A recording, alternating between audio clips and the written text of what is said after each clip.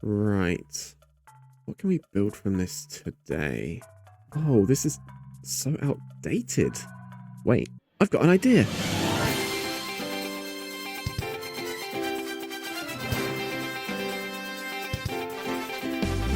Now, if you're like me and have been playing Minecraft for nearly a decade now, I'm sure you'll recognize this series of books.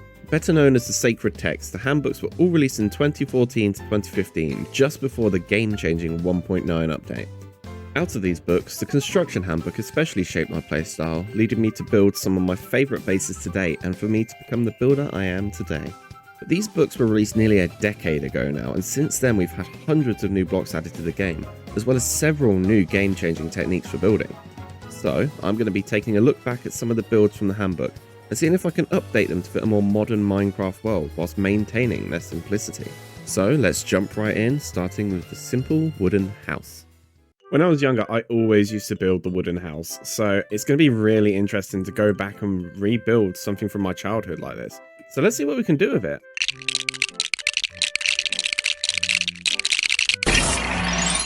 Okay, well, it's spacious, I'll give it that. While it's not bad by any standards, it really does leave a lot to be desired, the roof especially. I mean, look at that. I will say though that I love the shape of it, and you cannot go wrong with the classic oak and cobble combo. So how do we improve it? Well, first we're going to lay out the shape of the house. I'm also marking out where the wooden pillars will go, so it will be much easier to keep track of how many blocks are on each side then. The first major change I'm making here is giving it a 1 block center down the middle.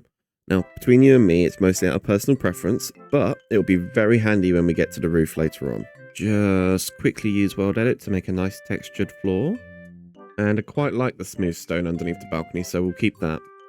Now, for the wooden frame, you could use any wood type you want, really. Same goes for the rest of the build. I'm going to be using a spruce logs here, again out of personal preference, but you can easily substitute in your favourite wood type instead. Now, here's where it gets a little complicated.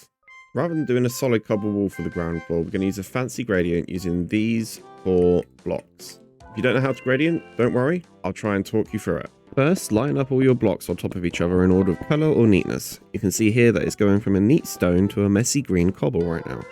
Next, you'll want to start moving columns up or down randomly, like so. Add a few more blocks in here and there you go, you've got your gradient.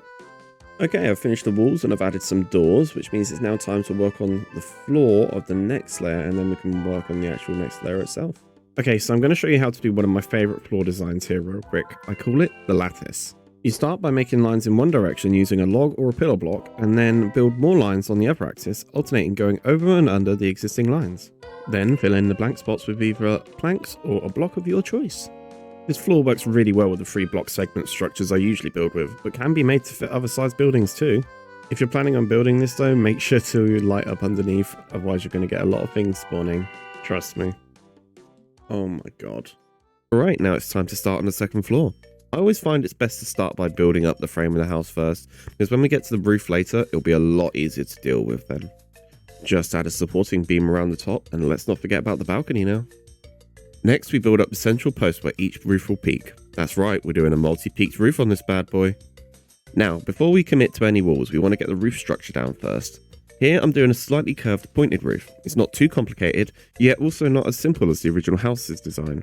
Annoyingly, the front part of the building cuts into some of the other peaks, but I'm not going to let that stop me. Anyway, about the materials. Throughout this build, I'm trying to use fairly easy to obtain materials from the overworld. This is essentially a starter house after all. Personally, I love polished deep slate for roofs, but you can use other blocks if you don't want to spend ages mining out all that deep slate. Hell, if you want it to feel even more like the original house, you could use cobblestone. As long as it provides a good contrast with the rest of the build, any block with a stairs variant will do. Okay, so I've gone ahead and finished all the walls. Nothing too complicated, I've just put a stripped oak log through the middle of each of these panels.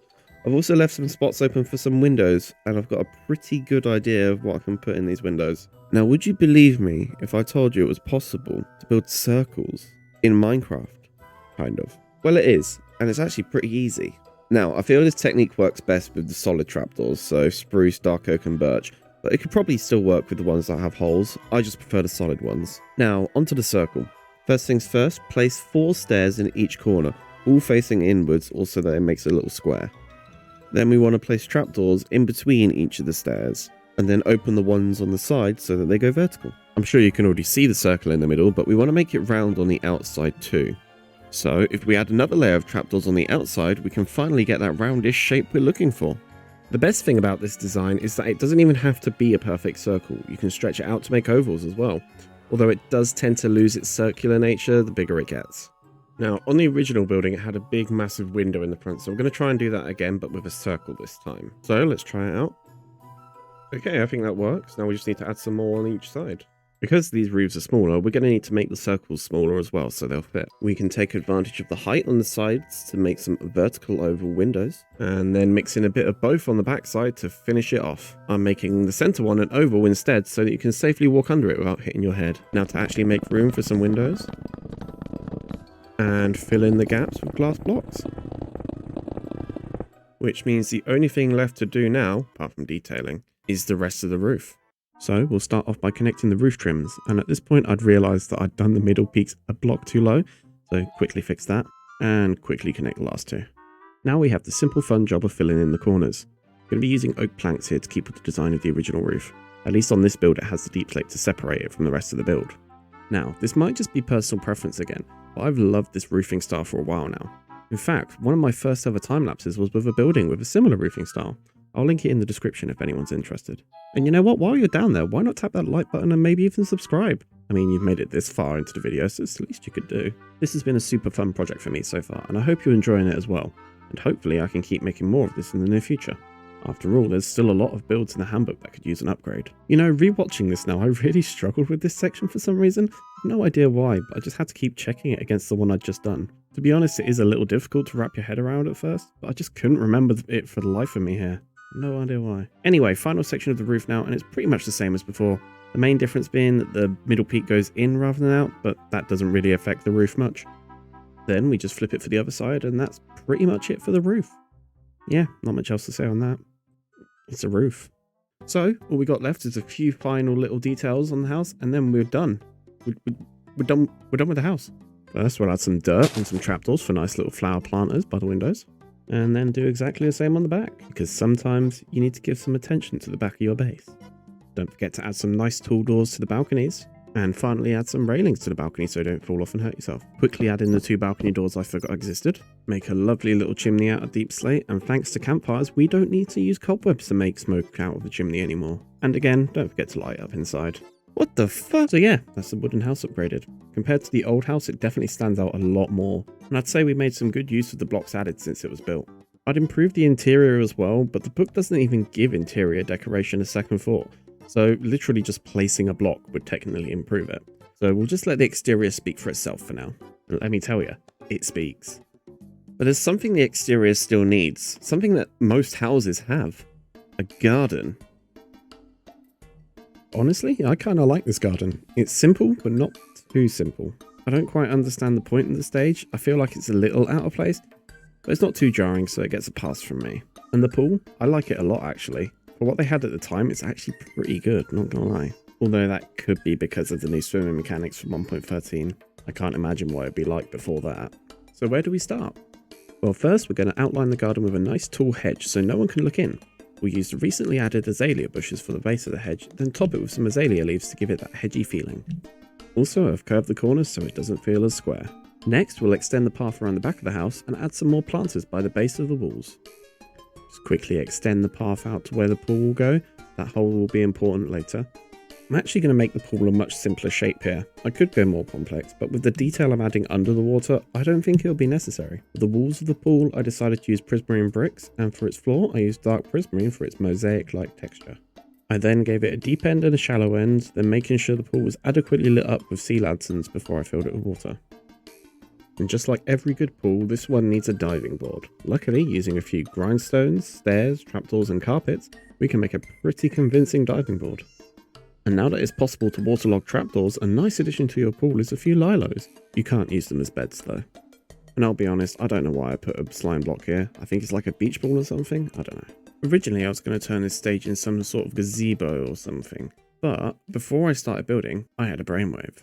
So instead of a gazebo, we're going to make a nice little roofed fire circle for people to sit around. Now I was going to use spruce fences here as well to match the seats, but I felt like it made the area a bit too monotone for my liking. So instead, we're going to use the very recently added bamboo fencing instead, which honestly might be one of my favorite wood types right now. Next, we'll make a ring of brown carpets followed by trapdoors and then some campfires to give the roof a very shallow slope. Put them out using a shovel and fill the last hole with an open trapdoor.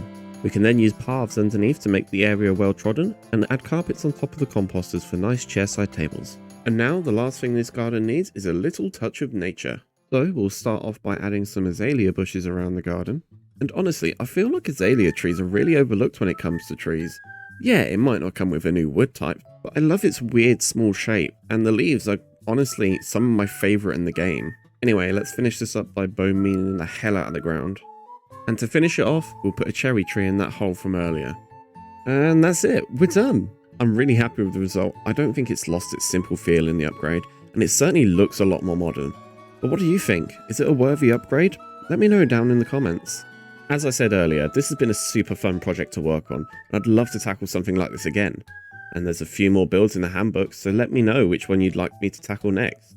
That's all from me for now though. Thank you for watching, and I'll see you in the next video. Bye bye.